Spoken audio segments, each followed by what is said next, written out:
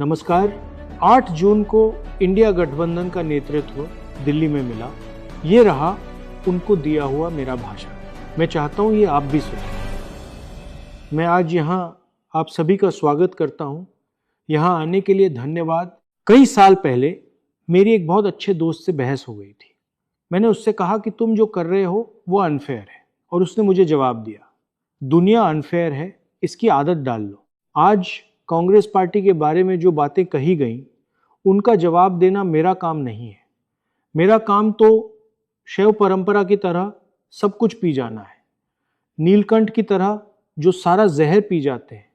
आप और जो कुछ भी कहना चाहें, मेरी या कांग्रेस पार्टी की जो भी आलोचना करना चाहें, हम उसे स्वीकार करेंगे, चेहरे पर मुस्कान के साथ खुशी खुशी स्वीकार करेंगे। हम आपको खुश करने की कोशिश करेंगे, क्योंकि हमारी भूमिका मूल रूप से आपकी भूमिका से अलग है।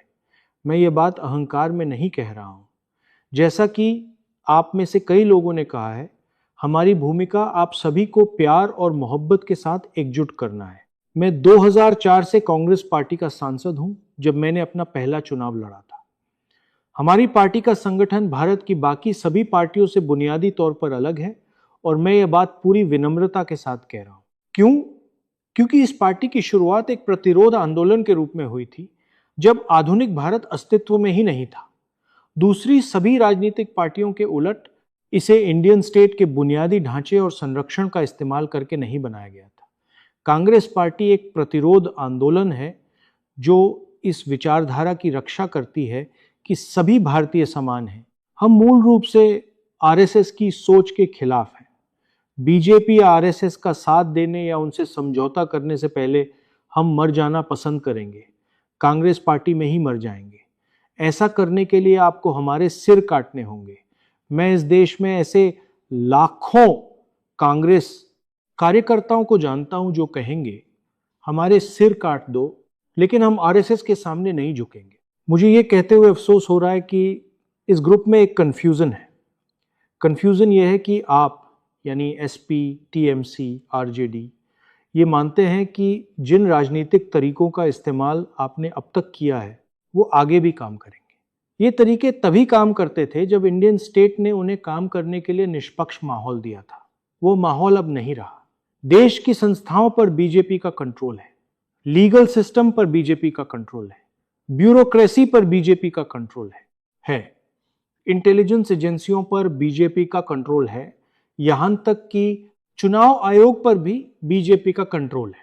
टीएमसी में मेरे कई दोस्त थे, उन्हें पक्का यकीन था कि वो चुनाव में जबरदस्त जीत हासिल करेंगे।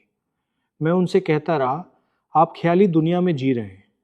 मैंने देखा है कि क्या होता है। मैंने ये गुजरात, मध्य प्रदेश, छत्तीसगढ़, हरियाणा और महाराष्ट्र में देखा है, और फिर भी आप में से कई लोग अभी भी मानने को तैयार नहीं है। कांग्रेस संघर्ष करने वाली पार्टी है।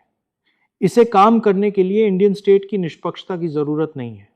असल में भारत की संस्थाओं का गला जितना ज्यादा घोंटा जाएगा, कांग्रेस पार्टी संविधान की रक्षा के लिए उतनी ही आक्रामकता से लड़ेगी। हम सभी कांग्रेस पार्टी के आदर्शों को मानते हैं। वो आदर्श क्या हैं? सत्य, अहिंसा और करुणा। यह मुख्य मुद्दा क्या है? मुझे आपसे लड़ने में कोई दिलचस्पी नहीं है। अचानक उठकर यह कहना कि मैं आपसे लड़ने जा रहा हूं, किसी पागलपन जैसा होगा, क्योंकि आप हमारे सहयोगी हैं, हमारे दोस्त हैं, और हम आपसे मोहब्बत करते हैं। कृपया समझें, हमने 2024 का पिछला चुनाव जीता था। हम 2024 का चुनाव हारे नहीं थे। आप पूछते हैं कि नीतीश जी क्यों चले गए, तो इसकी वजह मैं नहीं था, नहीं कांग्रेस थी। और मैं आपको बता दूं कि आने वाले समय में जो कुछ एक तरीके या साधन अब तक काम कर रहे थे, वे भी काम करना बंद कर देंगे, क्योंकि बीजेपी और आरएसएस इंडियन स्टेट पर अपनी पकड़ मजबूत कर रहे हैं। कांग्रेस पार्टी को 100 साल से भी पहले ठीक इसी तरह के फैसले का सामना करना पड़ा था। 1927 से पहले हम एक राजनीतिक संगठन थे। जिस दिन गांधी जी ने कहा कि हमें आजादी चाहिए, उसी दिन हम एक प्रतिरोध आंदोलन बन गए। अगर राजनीतिक दल काम नहीं कर पा रहे हैं तो क्या काम करता है? प्रतिरोध काम करता है। प्रतिरोध असरदार होता है। जहां भी हम प्रतिरोध करते हैं उसका असर दिखता है। मैंने इसे अपनी आंखों से देखा है। मैंने इस देश में 4000 किलोमीटर की पदयात्रा की है। प्रतिरोध काम करता है। आपको किसी राजनीतिक ढांचे की जरूरत नहीं है, आपको ब्यूरोक्रेसी की जरूरत नहीं है, आपको खुफिया एजेंसियों की जरूरत नहीं है।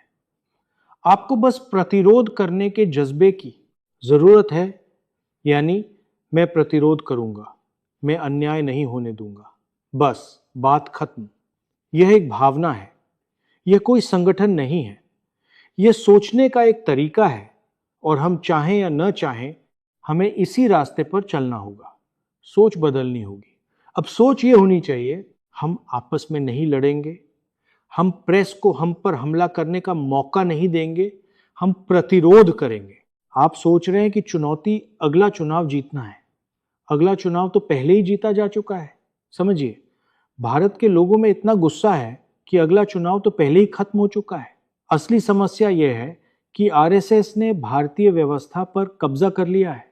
समस्या यह है कि आपको जीतने के लिए कोई निष्पक्ष और स्वतंत्र चुनाव ही नहीं मिलेगा। इसलिए हमें प्रतिरोध के अंदाज में आना होगा।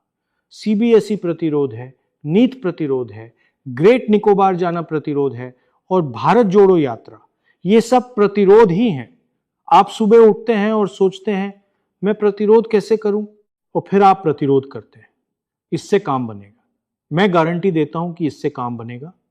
और मेरे नजरिए से मैं किसी भी तरफ से आने वाली आलोचना को स्वीकार करने के लिए पूरी तरह तैयार हूं, क्योंकि मेरे लिए यह एक धार्मिक कर्तव्य है, यह एक आध्यात्मिक कर्तव्य है। अब यह राजनीति नहीं रही। और इसीलिए मैं आपसे वादा करता हूं कि इस समूह को एकजुट करने और इसे सफल बनाने के लिए मुझे जो भी अपमान सहना पड़े, मैं उसे सहूंगा। आगे कैसे बढ़ना है ये बहुत साफ है। हमें एक खास सोच से बाहर निकलना होगा। ममता जी को 100% यकीन नहीं है, लेकिन उन्हें लगभग 90% यकीन है कि उनका चुनाव उनसे छीन लिया गया था। उद्धव जी को 40% यकीन है कि उनका चुनाव छीन लिया गया था। मेरे भाई तेजस्वी जी को भी 40% यकीन है। सुनिए, चुनाव 100% छीने जा रहे हैं। कृपया अपने मन से शक निकाल दें और यह भी समझे कि सोशल मीडिया पर अपनी पहचान बनाने में सालों साल लगते हैं। ये एक हफ्ते में अपने आप नहीं हो जाता। मेरे YouTube पर 1 करोड़ फॉलोअर्स हैं, लेकिन मेरे अकाउंट को पूरी तरह दबाया जा रहा है। इसीलिए अगर आपको लगता है कि सोशल मीडिया निष्पक्ष है और विपक्ष को इससे मदद मिल रही है, तो आप एक अलग ही दुनिया में जी रहे हैं। पूरा सिस्टम, मीडिया, सोशल मीडिया, कानूनी व्यवस्था, ब्यूरोक्रेसी, इंटेलिजेंस एजेंसियां सब इस सरकार को सत्ता में बनाए रखने के लिए काम कर रहे हैं। लेकिन ये सरकार टिक नहीं पाएगी, क्योंकि इसने हमारे लोकतंत्र को बर्बाद कर दिया है। इसने भारत के लोगों का भविष्य बर्बाद कर दिया है। ईरान में जो हुआ है, उसके बाद अब जो होने वाला है, उसे रोका नहीं जा सकेगा। यह स्थिति बेकाबू होगी और इससे हमें आम लोगों को एकजुट करने का मौका मिलेगा। साथ ही ये सोच छोड़ दें कि हमारे बीच तालमेल नहीं है और हम मिलकर काम नहीं करते। ये सब बातें बीजेपी फैला रही है, ये सच नहीं है। मुझे 100% यकीन है और मैं अभी डीएमके के लिए ये बात कह सकता हूं, जब भारत की सोच की रक्षा करने की बात आएगी तो इस कमरे में मौजूद हर व्यक्ति साथ खड़ा होगा। हमारी आपस में लड़ाइयां हैं, लेकिन अगर आप मुझसे केरल के पूर्व मुख्यमंत्री को गले लगाने के लिए कहें तो मैं ऐसा नहीं कर सकता और नहीं करूंगा, क्योंकि उनके साथ मेरी राजनीतिक लड़ाई चल रही है। इसलिए हमें लचीला होना होगा और यह समझना होगा कि हम पर जबरदस्त हमला हो रहा है, जिसका मकसद यह साबित करना है कि विपक्ष कमजोर है। आखिर में मुझे लगता है कि हमारी बातचीत में अक्सर थोड़ी निराशा झलकती है। लोग सोचते हैं, हे भगवान, हम बीजेपी को कैसे हराएंगे। मैं आपको बताता हूं, अगर हम एकजुट होकर उनका मुकाबला करें तो उन्हें हराना आसान है। पिछले चुनाव में किसी को भी, मेरे अलावा इस कमरे में मौजूद किसी को भी, यह यकीन नहीं था कि हम बीजेपी को हरा सकते हैं। अब इस कमरे में मौजूद हर किसी को यह यकीन करना होगा कि हम उन्हें हरा दें।